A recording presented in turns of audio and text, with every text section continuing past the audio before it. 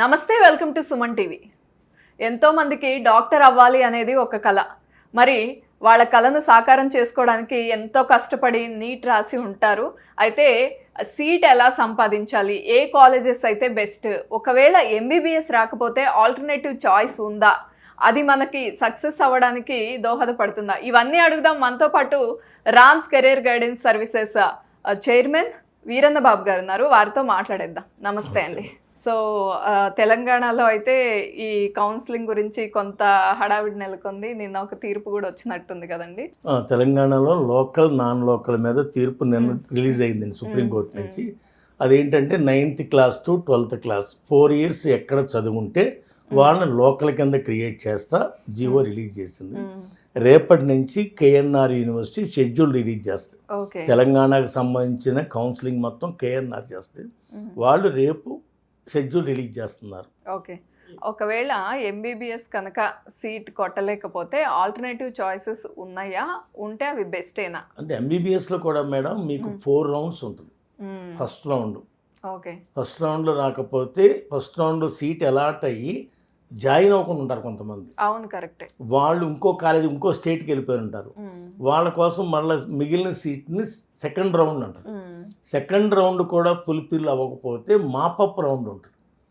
ఈ 3 rounds చేసుకోవచ్చు. అంటే మెరిట్ను బట్టి. అంటే దీనిలో 3 categories ఉంటాయి మేడం. ఏ కేటగిరీ అంటే కన్వీనర్ కోటా. కన్వీనర్ కోటా అంటే గవర్నమెంట్ ఫీజు ఓన్లీ 1,25,000 ఉంటుంది. నెక్స్ట్ మేనేజ్మెంట్ అంటారు, దాన్ని బి కేటగిరీ, అది 11,50,000. అది అంటే ఏ కేటగిరీ రాని వాళ్ళకి బి కేటగిరీ మేనేజ్మెంట్ సీట్. దీనిలో కూడా రాని వాళ్ళకి సి కేటగిరీ ఎన్ఆర్ఐ కోటా అంటారు, అది 23,50,000 సంవత్సరానికి. ఈ 3 కేటగిరీలో ట్రై చేసుకోవచ్చు. ఫస్ట్గా ఏ కేటగిరీలో రాని వాళ్ళకి బి చేసుకోవచ్చు. బిలో ఆర్థిక స్తోమత ఉండి కూడా సీట్ రాని వాళ్ళకి ఎన్ఆర్ఐ చేసుకోవచ్చు. బట్ ఎన్ఆర్ఐ ఏంటంటే ఎన్ఆర్ఐ డాక్యుమెంట్స్ మస్ట్. ఇంతవరకు ఏంటంటే చెత్తబుట్లో ఎక్కడో కొనుక్కొచ్చి 25,000 పెట్టేసేవాడు. ఇప్పుడు మొన్నే 19,500 స్టూడెంట్స్ని అరెస్ట్ చేస్తున్నారు. 2024లో ఫేక్ డాక్యుమెంట్స్ దొరికినాయండి. ఓకే, అంటే ఎన్ఆర్ఐ కోటాలో వీళ్ళంతా ఫేక్ డాక్యుమెంట్స్ అప్లై చేస్తున్నారు. ఓకే, కొంతమంది అకాడమీ వాళ్ళు ఏం చేస్తుంటే 25,000కి 50,000కి తీసుకుని ఇచ్చేస్తారు. అది చాలా డేంజర్. అది దానికన్నా కుర్రోడు ఇంకో కోర్స్ కట్టడం బెటర్. కానీ ఏదో ఒక సర్టిఫికేట్ తీసుకుని ఎంబీబీఎస్కి వెళ్దామంటే ఈ సంవత్సరం కుదరదు. ఓకే, 100% జెన్యూన్ డాక్యుమెంట్ ఉండాలి. కానీ మీరు ఎన్నో ఇయర్స్గా ఈ మెడికోస్కి సంబంధించి సీట్స్ కానీ అలాట్మెంట్స్ కానీ ఏవి బెస్ట్ కాలేజెస్ అనేది మీకు క్లియర్గా ఐడియా ఉంటుంది. పర్టికులర్గా మీ సర్వీసెస్ ఏ ఏ స్టేట్స్కి సంబంధించి చేస్తున్నారు, ఏ ఏ కాలేజెస్తో మీరు కొలాబరేట్ అయ్యారు? మేడం ఇప్పుడు ఏంటంటే ఈ మనకున్న స్కోర్ను బట్టి వెళ్ళాలి. మనకి టాప్ మార్క్స్ సపోజ్ 720కి పేపర్ మేడం, ఈ సంవత్సరం 585 టాప్ ర్యాంక్. అంటే మన స్టేట్కి వచ్చేపాటికి 520, 530 ఉంది. 420 వరకు ఏ కేటగిరీ సీట్లు వస్తాయి. 420 కింద దాటిన వాళ్ళకి బి కేటగిరీకి వెళ్ళాలి. దానిలో మేనేజ్మెంట్ కోటా. దీనిలోని కేటగిరీస్ ఉంటాయి, ఎస్సీ, ఎస్టీ, బీసీ, ఏబిసిడి అని ఈ వరకు ఉంటాయి. ఈ కేటగిరీస్ చూసుకోవాలి. ఏ కేటగిరీకి మనం చూసుకోవాలి. ఈ ఇతర స్టేట్లు కంటే కర్ణాటక, తమిళనాడు డీమ్డ్ యూనివర్సిటీ సపరేట్గా ఉంటాయి. ఇప్పుడు కర్ణాటక అనుకోండి 8 lakhs ఫీజు, అందరూ వెళ్ళిపోతారు మాకు వస్తుందని. కేరళ 5 lakhs కానీ రాదు అక్కడ. ఎందుకంటే 400 మార్కులోకి ఇక్కడ సీట్ రాకపోతే ఇక్కడ 11,50,000 కడతాడు, కర్ణాటకలో 8 lakhs కడతాడు, 8 lakhs కడతాడు. ఇంకా దానికన్నా మెరిట్ కేరళ ఉంది, 5 lakhs ఉంది. అలా వెళ్ళిపోతారు. అందువల్ల లో ర్యాంక్ ఉన్న వాళ్ళకి ఇక్కడే బి కేటగిరీ ఎన్ఆర్ఐ చూసుకుందాం బెటర్. కానీ ఇతర స్టేట్స్కి వెళ్ళడం వల్ల ఉపయోగం లేదు. అంటే మన స్టాండర్డ్స్కి తగ్గట్టు ఉండదా? స్టాండర్డ్స్ అన్నీ ఎంసీసీ అండర్లో ఉంటాయి మేడం, మెడికల్ కౌన్సిలింగ్ కమిటీ అండర్లో ఉంటాయి. కానీ ఇప్పుడు తమిళనాడు ఉంది మేడం, దాదాపు 80 కాలేజెస్ ఉంటాయి, డీమ్డ్ కాలేజ్, ఫీజే 20 lakhs ఉంటుంది. అది వస్తుంది, 200 మార్క్స్ వచ్చినా సీట్ వస్తుంది. ఇక్కడ రాదు.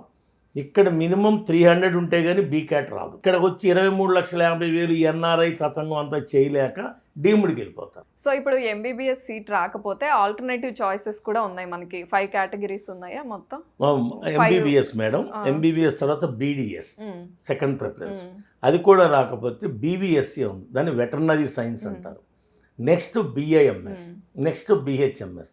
ఈ 5 కోర్సులు కూడా చక్కటి వాల్యుబుల్ కోర్సులే. అంటే కొంత వీటి మీద చిన్న చూపే ఉంటదండి, చిన్న చూపు General గా బాగా ఉంది. బాగా ఉంది. MBBS కోరుకుంటాడు కానీ కొంత దాని తర్వాత BDS అనే మాట వింటాం కానీ మిగతా కోర్సెస్ కి ఎంతైనా కొంత చిన్న చూపే ఉంది ఇప్పుడు కదా. BDS అనేది మరి పిల్లలకు కూడా మేడం BDS అంటే ఏదో అది డాక్టర్ కాదు అనుకుంటారు, కానీ అది చేసిన గోల్డెన్ ఫ్యూచర్ ఉంది. ఓకే. 150 మార్కులు వచ్చినాయి మేడం. 150 మార్కులు వచ్చి MBBS చదవలేడు, అనవసరంగా ఇబ్బంది పడతారు. దానికన్నా అండి BDS, వెటర్నరీ, BAMS ఆ కోర్సులు చూస్ చేసుకుంటే బ్రహ్మాండం లైఫ్ ఉంటుంది. అంటే BDS వాళ్ళకి మన కంట్రీలోనే మన కాకుండా కంట్రీలో లేదు మేడం, అదర్ కంట్రీస్ అదర్ లో ఎక్కువ. కంట్రీస్లో గోల్డెన్ ఫ్యూచర్స్ ఉన్నాయి. మన కంట్రీలో వెటర్నరీ ఉంది, BDS ఉంది, డెంటల్ డాక్టర్లకి వెటర్నరీ డాక్టర్లకి అబ్రాడ్లో ఏ కంట్రీ అయినా మంచి లైఫ్ ఉంది, ఇక్కడ తక్కువ.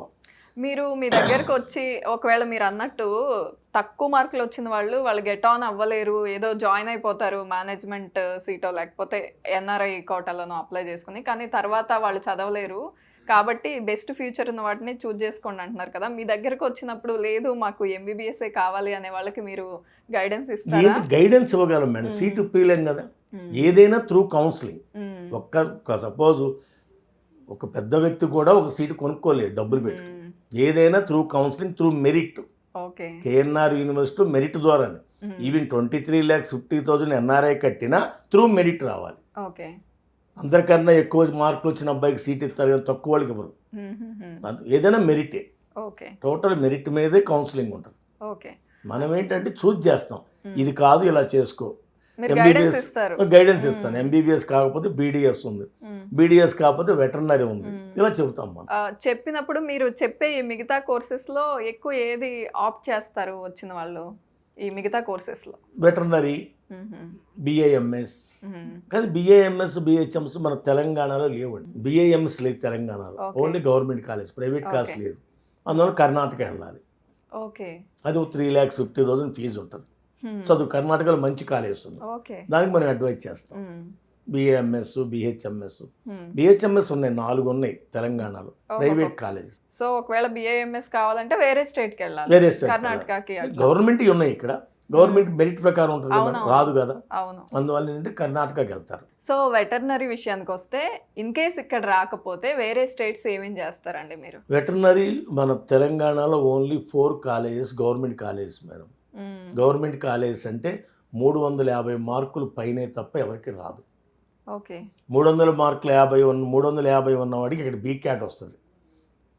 అందువలన ఏం చేస్తారంటే 200 మార్కుల వాళ్ళు, 250 మార్కుల వాళ్ళు, బిలో 300 వాళ్ళు వెటర్నరీకి రాజస్థాన్ వెళ్ళాలి. అక్కడ 11 కాలేజెస్ ఉంటాయి.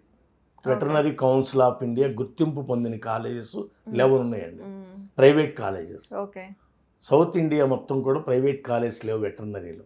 ఓన్లీ నార్త్ ఇండియాలో హర్యానా, పంజాబ్, రాజస్థాన్, ఈ 3 స్టేట్లలో వెటర్నరీ కాలేజెస్ ఉన్నాయి ప్రైవేట్. అక్కడ ఈజీగా అడ్మిషన్స్ అవుతాయి. సో ఇప్పుడు తెలంగాణలో కౌన్సిలింగ్ ఎప్పుడు స్టార్ట్ అవుతుందండి? 2 days మేడం. ఈ రోజు రేపు కౌన్సిలింగ్ స్టార్ట్ అయిపోతుంది. సో చాలా విషయాలు చెప్పారండి, మెడికోస్కి సంబంధించి, సీట్స్ గురించి కానీ, వేరే స్టేట్స్లో ఎలా అప్లై చేయాలి, ఏ స్టేట్ దేనికి బెస్ట్, ఏ కాలేజెస్ ఉన్నాయని. ఇంకా ఏమైనా డౌట్స్ ఉంటే స్క్రీన్ మీద డిస్ప్లే అవుతున్న నెంబర్స్కి కాల్ చేయండి అండ్ మిమ్మల్ని కాంటాక్ట్ చేస్తే మీరు ఎలాగూ గైడెన్స్ ఇస్తారు. థ్యాంక్ యూ సో మచ్ అండి ఫర్ యువర్ టైం.